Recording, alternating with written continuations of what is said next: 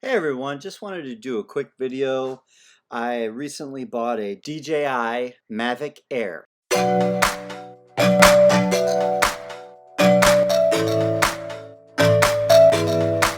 Just so I could get some background shots and some aerial shots of footage, especially while training for the Ironman. We were going to Key West, so I wanted to get a lot of Key West videos.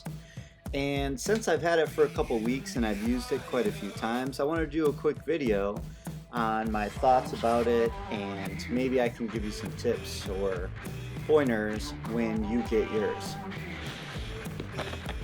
So I've definitely heard and seen how small this thing is, but I didn't really realize how small it was until I opened up the package and actually pulled it out.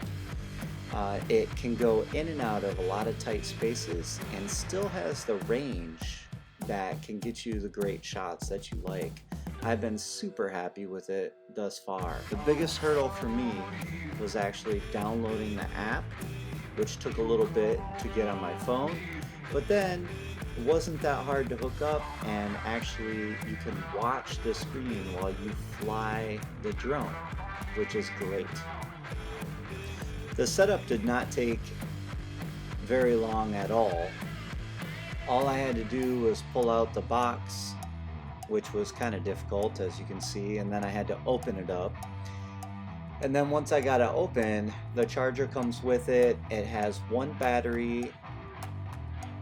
The only thing it does not come with is the SD card that you have to put into the back of the drone to record. So I paid, I want to say, somewhere around $50 for that.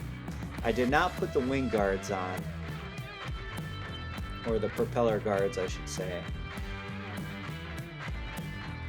And on the little controller here, you actually just put your phone into the small space on the bottom, and then that projects the image which you record off of.